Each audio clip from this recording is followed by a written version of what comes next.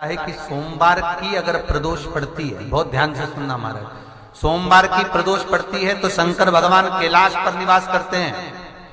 मंगलवार की प्रदोष पड़ती है तो शिव काशी में निवास करते हैं। बुधवार की प्रदोष पड़ती है तो शिव रजत भवन में निवास करते हैं। गुरुवार की प्रदोष पड़ती है तो शिव गंगा के स्थल पर निवास करते हैं। शुक्रवार की अगर प्रदोष पड़ती है तो शिव नीलकंठ पर विराजमान होते हैं। शनिवार की अगर प्रदोष पड़ती है तो शिव शमी के वृक्ष के नीचे रहते हैं।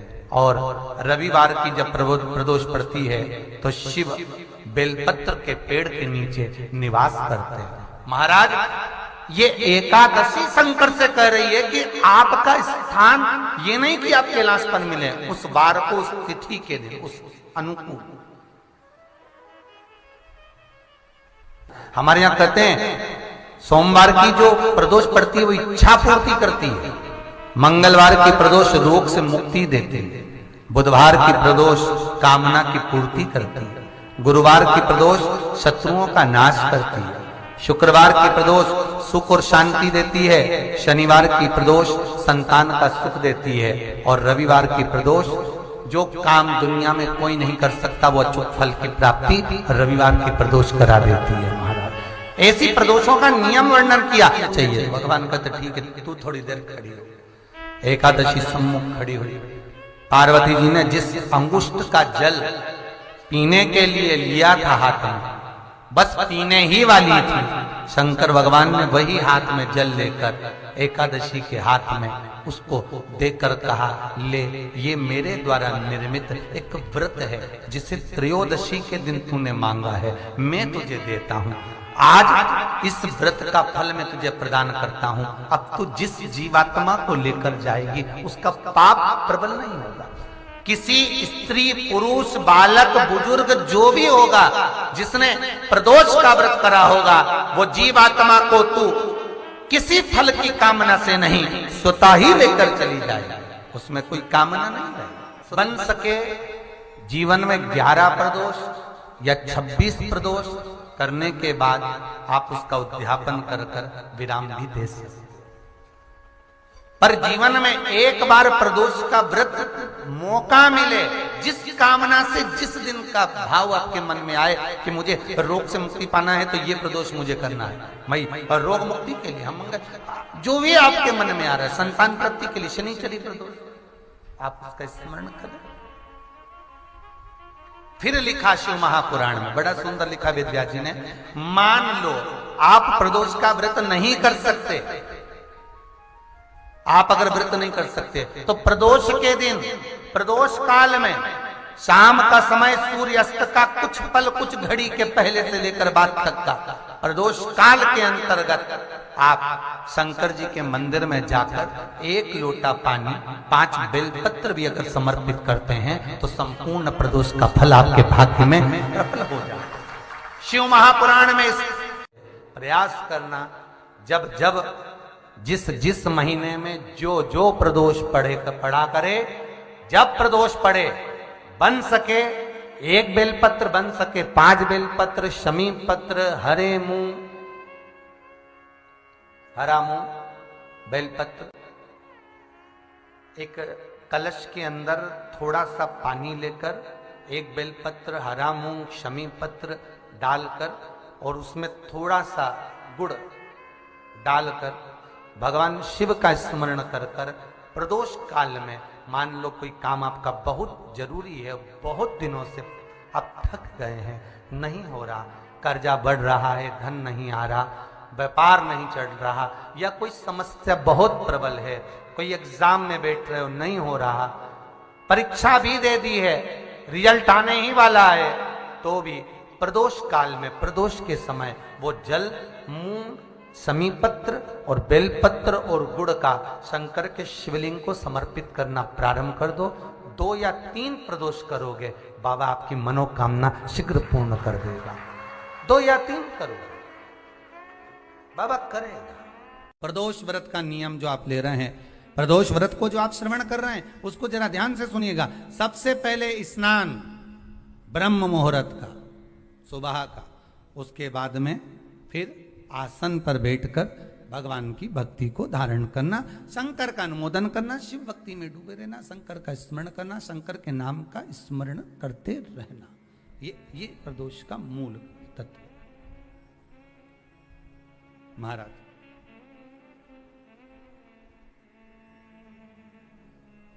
प्रदोष व्रत करने वाले को भोजन नहीं करना चाहिए। ध्यान दीजिए, फलाहार करो, उसमें भी नमक का सेवन मत करो। प्रदोष व्रत में नमक का सेवन वर्जित होता है। कारण क्या कारण होता है? उसका एक कारण माना गया, नमक की वर्जितता। जिस समय पर एक नगर में एक ब्राह्मणी रहती थी, बहुत भाव से सुनिएगा, प्रदोष व्रत, नमक को त्यागने का भाव। प्रदोष व्रत की किताब में भी मिल जाएगा आपको, आप पढ़ेंगे तो सुना होगा आपने। एक ब्राह्मणी रहती थी एक नगर में, उसका पति नहीं था। छोटा सा बालक एक साथ में रहता, छोटा सा बालक। अब ब्राह्मण के घर की धर्म पत्नी है,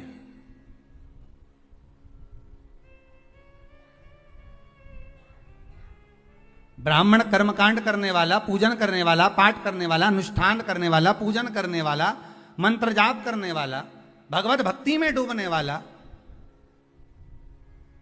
ब्राह्मण तो चले गया, ब्राह्मणी बच्चे के साथ रह रही। क्या करे वो? अकेली निवास कर रही,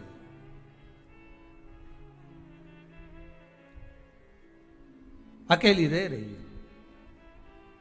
और ब्राह्मणी बच्चे के साथ भ्रमण करती रहती, घूमती।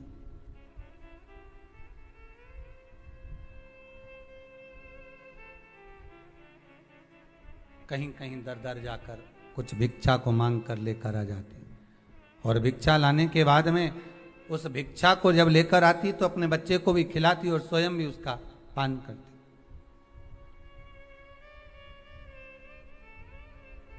एक दिन ब्राह्मणी भ्रमण करते करते प्रदोष काल के समय पर शिव मंदिर में प्रवेश करी। प्रदोष काल के समय पर, और शंकर मंदिर में जब प्रवेश करा, प्रदोष काल किसको कहते हैं? सूर्य अस्त हो रहा हो, रात्रि प्रवेश कर रही हो, दोनों का जब मिलन हो रहा हो, वो प्रदोष काल कहलाता। दोनों का जब मिलन हो रहा, सूर्यास्त हो रहा हो, रात्रि अपना चरण बढ़ाने के लिए आगे बढ़ रही हो, और दोनों का जब मिलन हो रहा है, वो प्रदोष काल है, वो प्रदोष का समय है।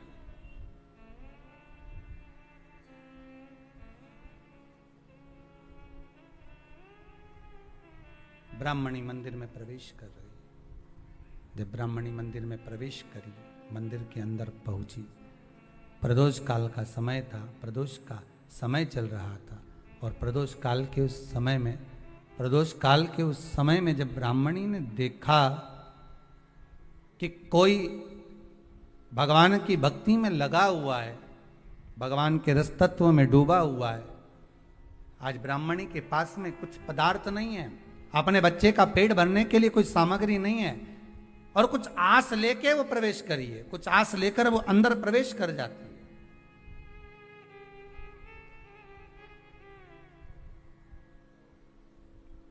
कोई ऋषि की पत्नी, कोई ब्राह्मण जन की अर्धांगिनी उस प्रदोष के समय पर शंकर का अभिषेक पूजन कर रही थी, भगवान शिव की आराधना कर रही थी, भगवान की भक्ति में डूबी हुई थी। कई लोग सर्च कर रहे, प्रदोष का व्रत है, प्रदोष के व्रत में आज मान लो मंगलवार का प्रदोष है, मान लो सोमवार का प्रदोष है, मान लो गुरुवार का प्रदोष है, तो प्रदोष में मैं क्या खाऊं? आज के व्रत में क्या खाया आज? लोग नेट पर सर्च करते, लोग गूगल पर सर्च करते, किताबों में ढूंढते हैं, पोथी पुराणों में ढूंढते हैं, क्या खाया जाए।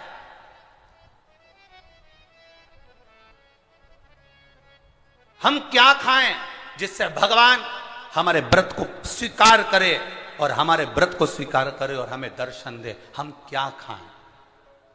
हमारा तो केवल इतना सा निवेदन है, किसी भोले व्यक्ति का, किसी गरीब व्यक्ति का धन मत खाओ, प्लाट मत खाओ, उसका पैसा मत खाओ।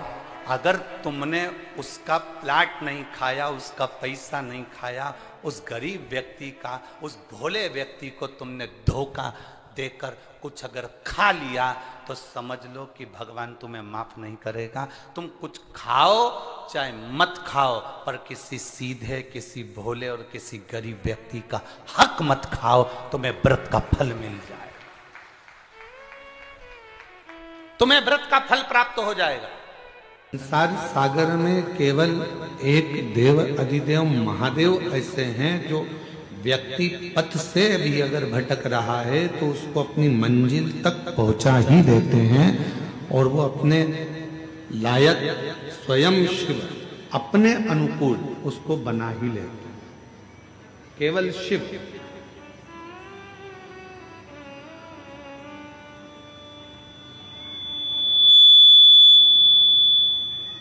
केवल भगवान शंकर।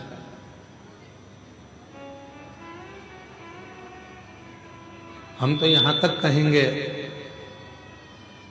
इस आदिवासी वनवासी क्षेत्र के रहवासियों से,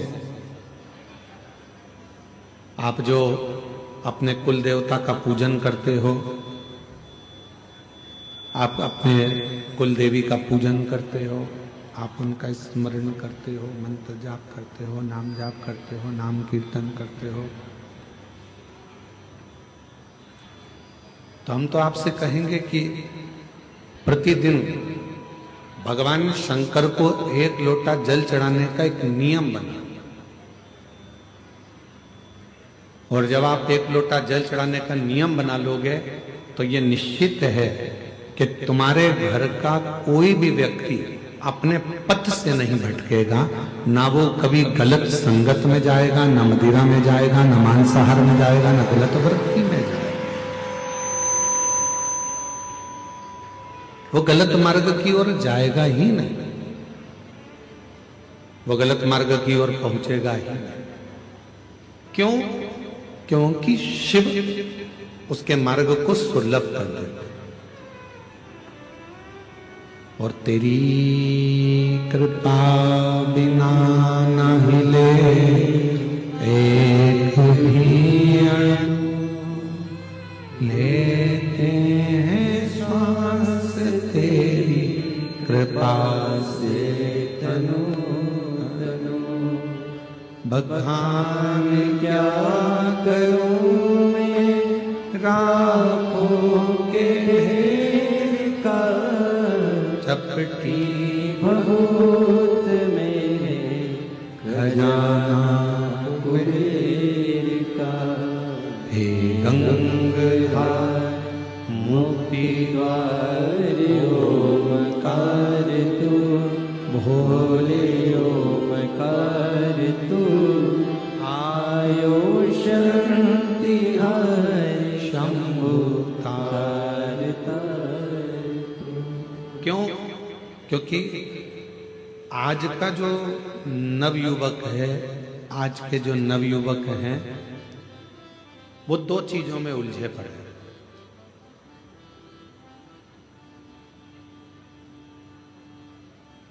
आज के जितने भी युवान बहन भाई हैं वो दो चीजों में उलझे पड़े हैं। आज का जो नवयुवक है, आज का जो नवयुवक है वो दो चीजों में उलझा हुआ है।